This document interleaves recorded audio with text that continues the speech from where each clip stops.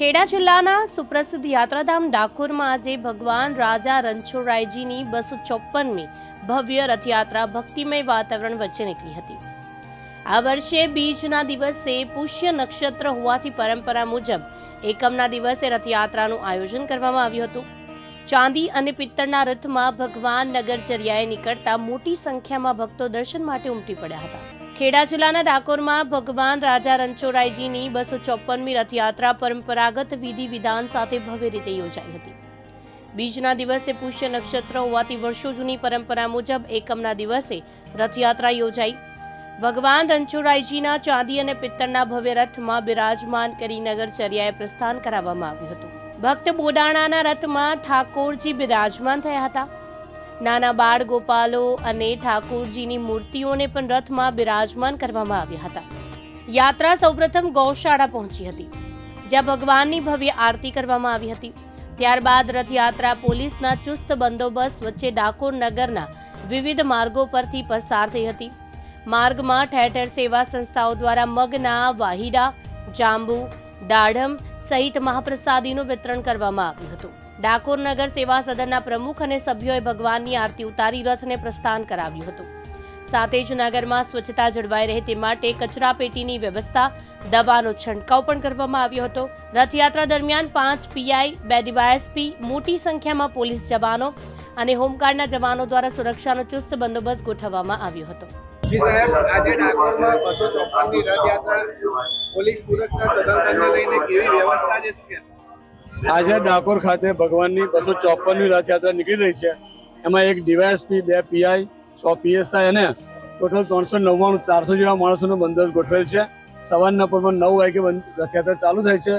Road ઉપર, રસ્તા ઉપર અને ધાબા પોઈન્ટ ઉપર બધી જગ્યાએ પોઈન્ટ ગોઠવવામાં આવેલ છે અને સાંજે 9 વાગ્યાની આજુબાજુ રથયાત્રા પૂરી થશે। પોલીસે પૂરતી સુરક્ષા રાખેલ છે।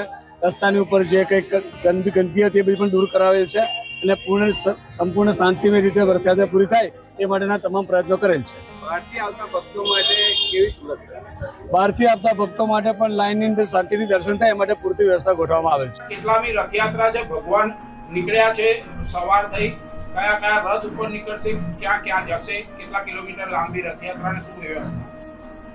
શ્રી રણછોડરાયજી મહારાજ મંદિર ડાકોર ખાતે પુષ્ય નક્ષત્રમાં આ રથયાત્રા નીકળતી હોય છે। આ રથયાત્રાને 254મા વર્ષમાં પ્રવેશ કર્યો છે। 254મી વર્ષની આ રથયાત્રા ગણવામાં આવેલી છે। આ રથયાત્રામાં સૌ પ્રથમ પુષ્ય નક્ષત્ર બેસતા 9 વાગે ચાંદીના રથમાં અધિવાસન કરવામાં આવે છે। આજે આપણે છીએ ખેડાના ડાકોરની અંદર। ડાકોરમાં આજે 254મી રથયાત્રા નીકળી છે। 254મી રથયાત્રા આજે ભવ્ય ઉજવણી થઈ રહી છે। આપણી વચ્ચે બહારથી આવેલા ભક્તો છે, તેમની સાથે સીધી વાત કરીશું। જી, આજે ડાકોરમાં આવ્યા છે, રથયાત્રાના દર્શન કર્યા, કેવો લાવો મળ્યો છે? ખૂબ જ સરસ લાવો મળ્યો મને આજે। આવ્યા છો તમે? અમે એક અમદાવાદથી આવ્યા છીએ। કેટલા વર્ષોથી આપ આવો છો અને અહીંની વ્યવસ્થા કેવી છે? હું આજ પહેલી વખત આવ્યો છું અને બહુ ખૂબ સરસ દર્શન થયા છે। આજે તમે ફેમિલી સાથે આવ્યા છો, રથયાત્રાના દર્શન કર્યા, આ લાવો એક વખત જરૂર લેવો જોઈએ। તો ભક્તોનું કહેવું એવું છે કે લાવો એક વખત જરૂરથી લેવો જોઈએ। આપણી જોડે બીજા પણ એક ભક્ત છે, ક્યાંથી આવે? હું મૂળ ઉમરેઠો છું અને કરમણથી અમદાવાદ રહું છું। અમારા ફ્રેન્ડ જ છે અને અમે લોકો તો વર્ષોથી અહીં આવીએ છીએ, જ્યારે ગુપ્તીગઢ આટલો વિકાસ બી નહોતો થયો, પણ અત્યારે આજે પહેલી વાર આટલો સરસ રથયાત્રાનો દર્શનનો લાવો લીધો। ખૂબ સરસ રીતે દર્શન થયા। આયોજન ડાકોર મંદિરવાળાનું બી ખૂબ સરસ છે, તો દર્શન કરવામાં કોઈ ભાવિ ભક્તોને ભીડ પડતી નથી અને સરસ રીતે આયોજન કરેલું છે। ફેમિલી સાથે આવ્યા છો, આજે કેવો આનંદ રહ્યો? આનંદ તો ખૂબ સરસ રહ્યો છે। ફેમિલી સાથે મારી ડોટરને આજે પહેલી વર્ષગાંઠ છે, એના પહેલા દર્શન કરવા લઈને આવ્યા હતા। મારા વાઈફ પણ અમારી જોડે છે અને મારા ફ્રેન્ડ એની ફેમિલી સાથે જ આવેલા છે।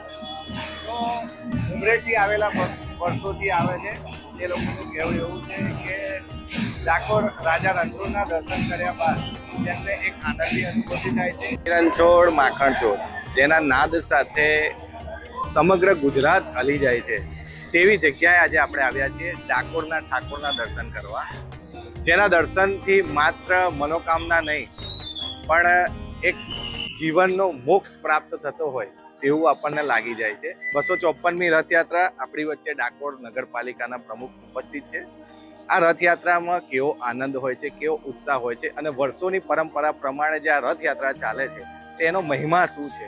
જી, શું કહેશો? ડાકોર 254મી રથયાત્રા આજે રાજા રણછોડ ભગવાન અહીં ડાકોર મંદિરેથી નીકળી ગાયોના વાડે રાધાકુંડ ગાયોના વાડે થઈ રણછોડપુરા બેઠક કરી અને ભગવાન લક્ષ્મીનારાયણને મળી અને પરત આવે છે. નગરપાલિકા દ્વારા રસ્તાની સફાઈ, પાણીની સગવડ, એમ્બ્યુલન્સ, ફાયર બધું તૈયારી રાખેલી છે. જી, આ રથયાત્રા ક્યાંથી ક્યાં નીકળે છે? કેટલા ભક્તો જોડાય છે? હજારો ભક્તો જોડાય છે. રણછોડજી મંદિરે સવારે 9 વાગે તે અંદર પરિક્રમા કરી અને ડાકોરથી નીકળી રાધાકુંડ થઈ ગાયોના વાડા થઈને રણછોડપુરા થઈને પરત આવે. આજે ડાકોરવાસીઓને કેવી શુભકામના પાઠવો છો? આજે ડાકોરવાસીઓ ખૂબ આનંદિત વર્ષોની પરંપરા મુજબ. અને બીજું કે ડાકોરમાં રથયાત્રા પુષ્પ નક્ષત્ર પ્રમાણે હોય છે. અષાઢી બીજ એવું નહીં, પુષ્પ નક્ષત્ર પ્રમાણે અહીં રથયાત્રા ઉજવાય છે અને લોકોમાં બહુ જ આનંદ છે આજે ડાકોરના અને યાત્રિકોમાં. તો નગર સેવા સદન દ્વારા પણ સ્વચ્છતાની જાળવણી રાખી અને તે પ્રમાણનું આયોજન આજે રથયાત્રામાં કરવામાં આવ્યું છે.